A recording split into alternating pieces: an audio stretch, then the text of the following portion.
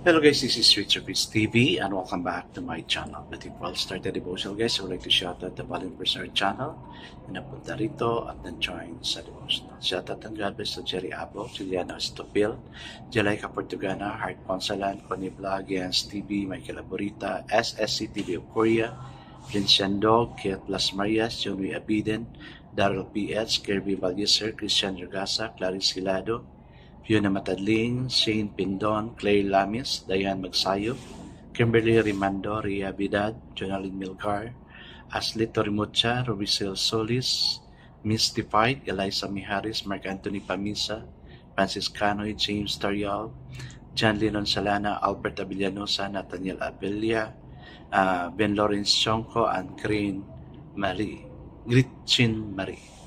Shoutout na rin sa mga hindi nakisabay na manood sa devotional but still napunta pa rin dito para manood at makinig sa devotional. God bless us all guys.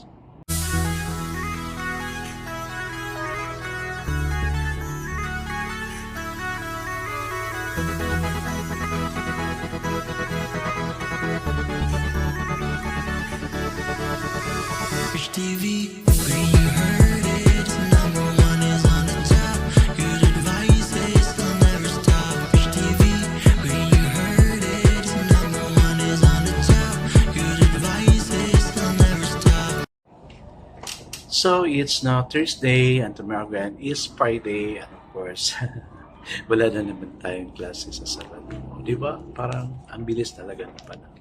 Kaya sa kabilis ng panahon, no, let's not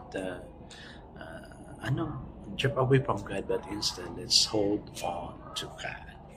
Hey guys, let's now proceed to our devotional. Let's open the Bible to 1 John chapter 3 verse 1 to 3.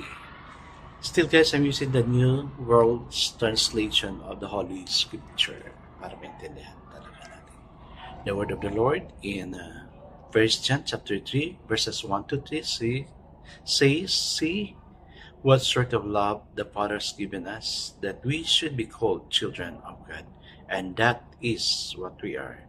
That is why the world does not know us, because it has not come to know Him. Beloved ones, we are now children of God, but it has not yet been made manifest that we will be. We do know that when He is made manifest, we will be like Him, because we will see Him just as He is.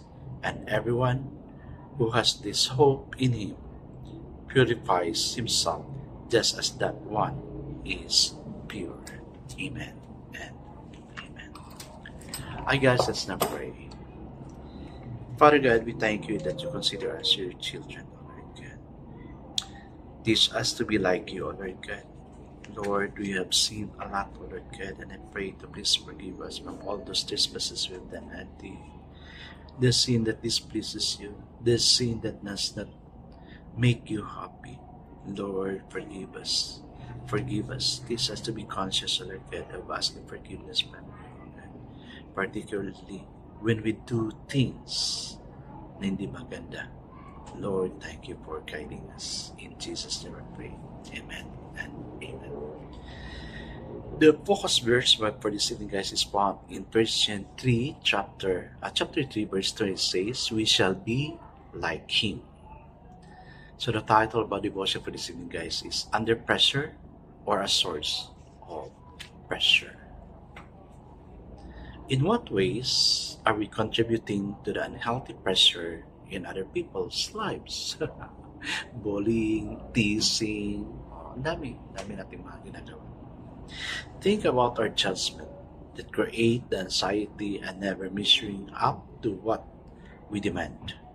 Consider the subtle pressure by which we communicate standard of what we want people to be, rather than affirmation of what they actually are. Have we taken time to help people discover a motive to do the things we press on them?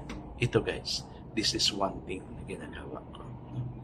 That is to help you discover a motivation to do the things we have to present. Motivation to go to God always. Are we creating people in our image of them? Or are we helping them to discover their true selves and potential? Yes, it is. No? Sa mga encouragement, kaya nga yung jingle dyan, no, Riz TV, kung alam niyo yan, that would have a big impact. No? That is made by my student. Yun yung ginawa niya na lyrics kasi sabi niya, I always learn from this devotional of Riz TV. Is our love quietly conditioned on the performance? Sometimes, because we become too conscious of what we are doing.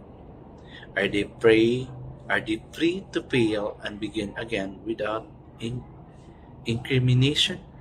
Yes. Kasi if we have committed sin, then we ask forgiveness to God. Nag-stumble man tayo, God would lift us up and walk again. God gave us chances because He is a God of many chances. Huwag na natin abusuhin yung goodness ni Lord.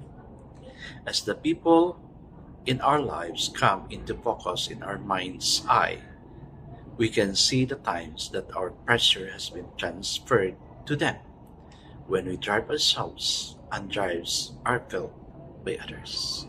And it's impossible also, guys, na hindi kayo natuto dito. And I know because of the power of prayer, because of God's power, this devotion will help you to be transformed also. I know there is because they're always here. No? Lalo na yung mga friends ko na laging andito. No? Almost every night andito sila. For almost 5 years na since na-start ang Riz TV. Kaya I praise God for their life. Okay, let's continue. Christ's love communicated through us in the only hope for this.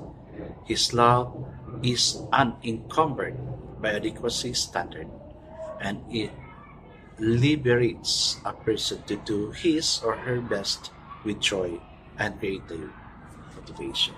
Amen. That's also my prayer. Kasi hindi talaga maiwasan na may problema tayo. No? Then, nag-stumble, na-discourage, my prayer is that we have to move on. It's God who moves you because I'm praying for you. Yan yung lagi kong pinipray, Lord, prosper them, bless the work of their hands, give them wisdom, knowledge, understanding na malaman nila kung ano yung dapat gagawin. Kaya, yan, God is motivating you to move on.